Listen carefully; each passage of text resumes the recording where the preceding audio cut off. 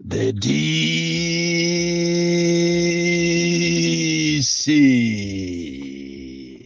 kupitirira kukuimirirani amalawi mopanda mantha ndipo ena akhala kufunsa mafunso kuti kodi a DC ntchito yanu yotiyimirirayi mmene boma lasintha yathera pompo. Ndiye ndikumayankha molimba mtima kunena kuti ine ndidzakuyimirirani mopanda mantha, ndidzapitirira osasintha, chifukwa ngati mavuto inu mukuonabe anthu akumuzi palibepo chifukwa chokuti ine ndikayime pambali ndizikaonerera zofoira. Ayi, mu nyengo imeneyi ya wajantoliro, nyengo imeneyi ya MCP ena amene alephera ngakhale olo MP amene agwa nawo ngakhale boma lawo, ndi nyengo yovuta kwambiri.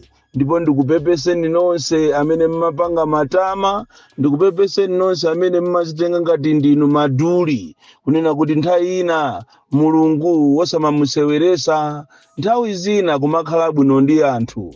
Lero zakuvutanitu padakali pano ena ndiye mukusamba be mankhwala ndiye ulephereso munthu unali uli ni nyanga mthumba mwako, ndiye ndikulepheraso UMP, ndiye bomaso ndikulandidwa. Khope yako imakhala ngati yatupatu, kumaliona ngati zikoli palibe chimene chikuyenda, aliyense akuziwa za iwe. Ndi mmene zimakhalira. Timafunika tizikhala bwino ndi anthu, tizikhala bwino, tizikhala ochenjera pa zolankhula zathu, kutero kuyena apeza mavuto masiku akubwerawa ndiye muzinena kuti witch hunting. Ayi, ili likhale phunziro kwa tonse. Zipane zonse za ndale mukhale ndi phunziro lanu, osamazuza anthu, osamapanga matama. Ukakwera muntengo usamanene kuti kulibeko mame, chifukwa siku lina mame oza kumana nazo.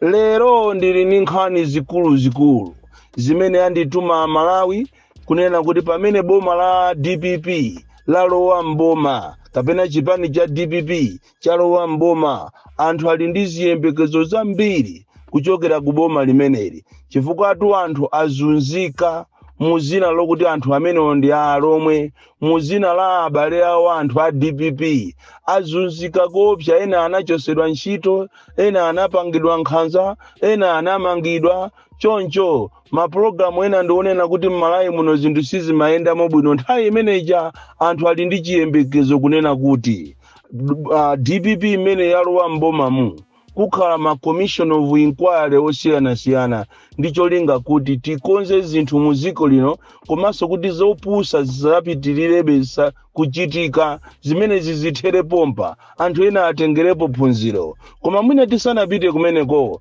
ndafuna ndizuzule mchitidwe wa anthu ena amene adakapangira benkhanza achipani cha DPP. Ndamva chisoni kwambiri kunena kuti kuntchisi kwaphedwa monitor. Andipa kufunikira kuti nkhani imene ifufuzidwe msanga kunena kuti monitor wa DPP waphedwa kuntchisi chifukwa chaona kuti chipani chawo cha MCP chalephera. Komanso kwa Msundwe, munthu inaso supporter anavala t-shirt yake ya DPP wakhapidwa ziwa lili ng'a, anthu kumukhapa kumeneko kutuluka magazi, munthu kutaya magazi, zamoyonso sizikuziwika. Izi tikufuna tinene pano kunena kuti ziko litonse amene ndife amozi, muno mulibemo kuti uyu ndi Nsena, mulibemo kuti uyu ni Mulomwe, mulibemo kuti uyu ndi Nchewa, mulibemo kuti uyu ni Muyawo, mulibemo Ntumbuka. Ndifa yeti malimbikisa kuti maboma mukakhala kuti ndinu mukulamulira, chonde nkhani za nepotism muzizitaya, chifukwa ife tonse muno Malawi ndife amozi. Palibe chifukwa chonena kuti muzika muphera munthu, muzika mukhapira munthu, ati chifukwa chokuti mwalephera chipani chanu chalephera. Ndi uchisiru kwambiri. Lero ticheza kuja kumachedwa ku MBC. MBC ndi institution yomvesa chisoni kwambiri. MBC, Malawi Broadcasting Corporation, imene inakhazikisidwa ndi Act of Parliament kuti azitha kuulusa mawu, kuchita entertaining ndi kuziwisa anthu. inasandukano sopano personal property.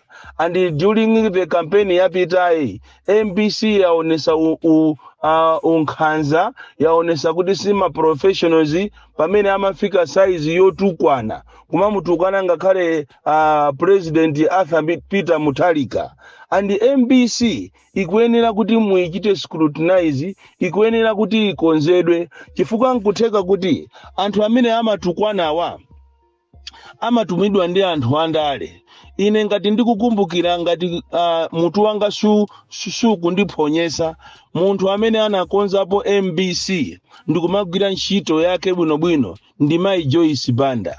Ndimati ndipemphe kunena kuti pamene inu wa DPP mwalowa mukuyenera kuti muipange MBC ja ikhale a stand alone, ikhale independent, chifukwa iwe ija sikuyenera kuti iziyimirira zipani. Mwina nkutheka kuti anthu aja ndi abwino, koma mwina system ndimene ikulakwika kunena kuti MBC every party that comes in amaitenga MBC ja kukhala yawo. Choncho zimene zachitika muzakazi kunena kuti MBC kumaitenga ngati ndi MCP osamayilola kuti izikagwira ntchito zina kamena kutumikira azipani zina ndi gross violation of the law, because imene jai imalipidwa ndi taxpayers money. Inaliponso nthawi ina yake MBC inapasidwa wantamba chifukwa cha ntchitidwe onyasa onunkha wangati umenewo. Kumaona director wa kumeneko kumapanga maprogramu otukwana ndikumamunyoza President Mutharika kunena kuti azikagona ku State House, yeti nzachepo mposo wakushire bus lines amagona pa programu yomweyo. Ndi uchisiru kwambiri. Andi apapa mukamachosedwa ntchito musaone ngati pali wina cha kupanga witch hunting. Inu ndinu makape kwambiri aku MBC. Andi zimene zizimukuyenera kuti anzanu ena atengerepo phunziro. Andi ndikupempheni inu a DPP kapena boma limene lasankhidwa. No mese onse amene amapanga maprogramu awo chisiru ku MBC akuyenera achosedwe. MBC ja should be freed from those guys. Onse timu yawo yonse kuchokera kwa director general onse pakana ma reporters onse amene amapanga makamaka programu ija yati ati timvese. Mmaziwa kuti pakana anthu amene aja anagulidwa mfuti onse to anapasidwa mfuti kuzera ku Malawi police. And that is why bakufunika investigation yaikulu kwambiri into serious allegations, into matters that would jeopardize the security of this country. Kunja kuno kuli anthu amene apasidwa mfuti olanyamata azikwanja jawo anapasidwa mfuti zimafikira pa airport ya Lilongwe ndikumapita straight ku State House, mfuti ndikumagawana ngati akugawana maswiti. Ziwani kuti wonse ati investe program aja amapanga investe program anapasidwa mfuti kuchokera ku Chichiri ku polisi, anapasidwa alese mapisto wake kumaliona ngati ziko lindirawo. Choncho ndikufuna investigation ichitike, Amalawi akufuna investigation ichitike kuja kumachidwa ku MBC kuti chikuchitika ndi chiyani, makani amene aja kumapanga chifukwa chiyani, ndipo anthu amene aja achosedwe ntchito onse mwapange transfer ena azipita ku Maromo, ena ku Mangochi, ena azipita ku Nthalire, ndi makape amene ajawo kwambiri. Andi iweyo ukamunyoze Mutharika mutu wako ukuona ngati chigalagaza cha munthu womwalira. Iwe ndiwe kape kwambiri. Choncho nkhani ya ku MBC kuyenera kuti ifufuzidwe bwino. Mmene soiti afufuziridwe apolisi ena. Chifukwa apolisi anali nawonso mu gulu la anthu okhapa anthu. Namiwa ujayo anakhapidwaso ndi anthu ena amene anamukhapa aja 3/4 za iwo anali ochokera ku C company, ku B company, ku area 3, ku Kasungu, komanso wa polisi wina amachokera ku Nkhatabe, wamkulu kwambiri wa ku Nkhatabe anali nawo mu gulu lomenya anamiwa kapena tingoti nawo gulu la anthu lazikwanje amene anali ati little monkeys. Gulu lawo limachedwa 16 little monkeys. Amazichula choncho, ndipo anthu amene wawo akuyenera apasidwe chilango mofanana mosanyengerera kuti ndi apolisi because of their unprofessional conduct. Izi ndi zimene Amalawi akuyembekezera, komanso Amalawi akuyembekezera kuti a DPP mukuyenera kuti mufufuze ripoti la COVID. ndalama zinabedwa za nkhani nthawi ya MCP Tonse Alliance, kunabedwa ndalama za nkhani za COVID. Amalawi so ali ndi chidwi kuti aone kuti nkhani imene mupita nayo pati. Nkhani ina ndi ya Chizuma inquiry imene iso ni nkhani yofunikira kwambiri. Mzimayi amene uja anavulidwa, anatengedwa nyumba mwacha sanavale ndikukamangidwa, nkhani yokuti iye amafuna angoyima pa chilungamo. Ati chifukwa chokuti amafuna kummanga mwana wa president ndi mkazache, anakagwidwa Chizuma nthawi pakati pa usiku. Amalawi akuyembekezera zambiri. So mmene mwalo wa mbomamu osangofika kumagonamu, mukuyenera kuti mugwire ntchito mopanda kuyang'ana wina aliyense, mopanda kuyang'ana kuti kapena uyu ni mbale yache wa minister. Iyi onse amene apanga zinthu zonunkha, kandi amu DPP, kandi a MCP, kandi amu UTM, UDF, aliyense must be brought to book. Even nkhani ya SATA anthu akuyiyembekeza kwambiri. These are my expectations Malawi. Kunena kuti pamene Professor Arthur Peter Mutharika akudikirilwa kuti alumbirisidwe, zimene zini nkhani zikulu zimene zikuyenera kuti zisatiridwe.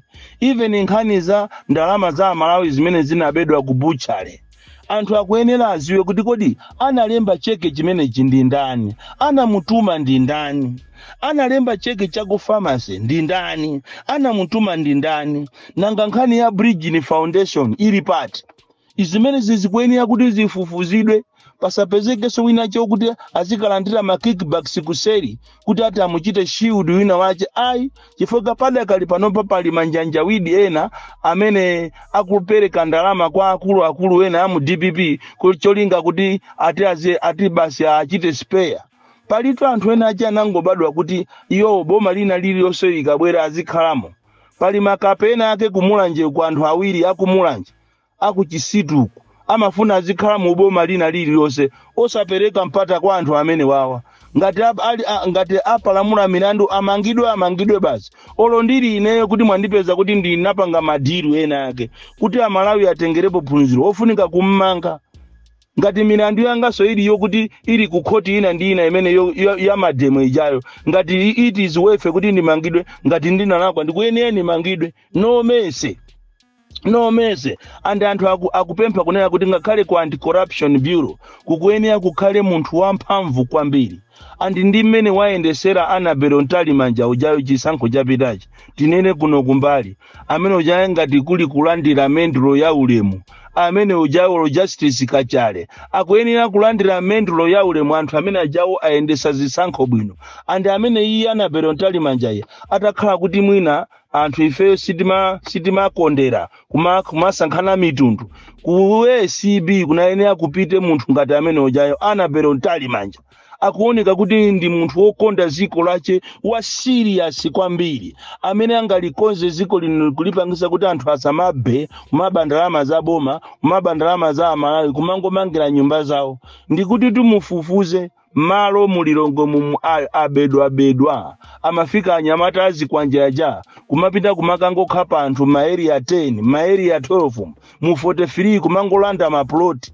Mukapita ku depot ku Yalilonge, mukapita ku Blantyre, mukapita ku Nzuzu, malo amangolanda ama ministers amanga kumene kumashopu kuje ni kumalangalanga uku. Simungakhulupirire zimene zosasatira mapepala kumangogawana malo. Nkhani ya Witika anthu akuyifuna kwambiri kuti ripoti la Witika liziwike. Kodi Witika anamwalira bwanji, anamupha Witika ndi ndani? Anthu akuzifuna zimene zozo. Fuel scarcity, kodi popeza pajaboma limapanga linalipira ndalama ati ku Omani, linalipira ndalama za nkhani, kodi fuel amenoja ali kuti pakana leroli anthu akumfuna aziwe zimene zozo. So don't be sleeping there.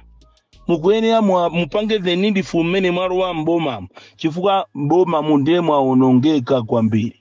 Pakuyenera papangidwe kafukufuku, anthu alandidwe zinthu zawo, and izizi pakuyenera pakhale special court.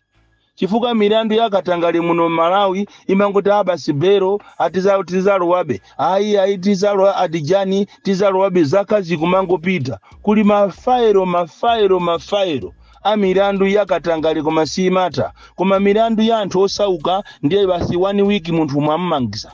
ya 2 weeks milandu yata pomwe ya anthu andale amene aba ndalama zambiri amene wa milandu yawo simata komanso mufufuze magalimoto aja a Kashigate pakali pano pa anyamata ngakhale azikwanja ali ndi magalimoto amaja amapasana kodi tu inafikapo tu sumano tu mboma mukumakhala ngati kapena tu ndi nyumba mwache mwa munthutu even olo ku State House ukuamukira president wawo ndi chief of staff pakana kumenyedwa zulo kumene kwa anyamata akangotenga ndi zinyawu zomwe munthu ukuku ni makanja koma ulendo basi kwakalazo ku State House aye koba awele ziko lidapweka kobaso so amalawi ali ndi chiyembekezo kwambiri mu boma limene lili kunena kuti kusakhale ngakhale executive arrogance kusakhale quota system kusakhale china chilichonse mmalawi munomu pasapezeke kuti awawa ati ndi akumpoto ndi osafunika awa ndi akumwera ofunikira awa ndi aku Eastern region osafunikira iya komanso chikhalidwe china chimene mukuyenera kuti muchiteteze kwambiri ndi kususuka kwa mafumu ena pali mafumu ena anafika size yomapanga ndale kumapanga ndale kumaonekera kuti mfumuyo akupanga ndale zimene zizi mukuyenera kuti muzikonze palibe pozo kuti ati wina chazikanena kuti ine panopa ndikusakidwa ine ndi madedwa iyayi zinthu zimene munazala ndi zimene muti mukolole andikwali yense amene akuzwa kuti ali ndi katundu wa boma ma ministers baja mmasintha manamba plate amagalimoto mupite mukabwezeretu amene ali ndi legal firearm akabwezeretu chifukwa siti kufuna za chibwana amalawi sakufuna za chibwana chilungamo chiziwike kuti kodi ndalama za covid zidapita kuti kodi sata zikuyenda bwanji nanga chizuma zikuyenda bwanji nanga imfa ya chilima ikuyenda bwanji chifukwa ndi zimene anthu akuyembekezera sitingalole ife anthu 8 akangomwalira kungomwalira basi zikangothera momo chifukwa ngati kunali kutha kwa boma limatha siku limene lijalo mmene anamwalira chilima mujamo koma amalawi ife ndife amantha kopsha amalawi timangolankhula kuma kuti tipite pansewu ayi so palibepo zogona palibepo za mese ayi pakali panopa pali zinthu zifufuzidwe ku polisi kufufuzidwe even ine abale anga aine azunzika kwambiri ene anachosedwa ntchito chifukwa cha zina la Boni Kalindo zimene zizi mukuyenera muziziwe zimandipweteka kwambiri kuti ntchito imene ine magwira isamakhuze abale anga ya abale anga azunzika kopya ena anachosedwa ntchito ku education ena anayimisa anachosedwa matransfer ku police matransfers chifukwa cha zina la Boni Kalindo munoma anthu tisamasankhanemo mitundu ine ngati ndikulankhula ngatiso ndine Malawi ndipo ndi zimene ndikulankhula zinthu zotetezaso Malawi osamatizuzira abale athu ya choncho list ya anthu onse a polisi amene apanga nkhanza ikuyenera kuti ituluka anthu amene walandire ma punishment chifukwa zikachitika choncho ena azatengerapo phunziro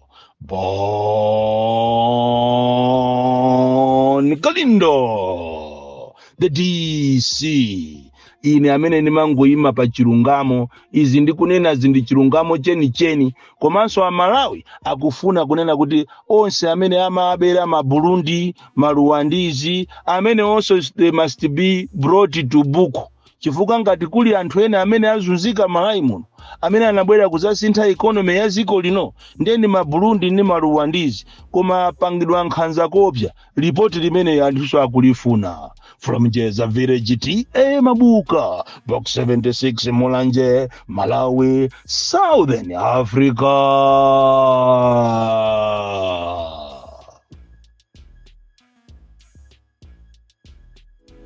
Osaiwala kupanga subscribe ku channel ya AMTV Malawi.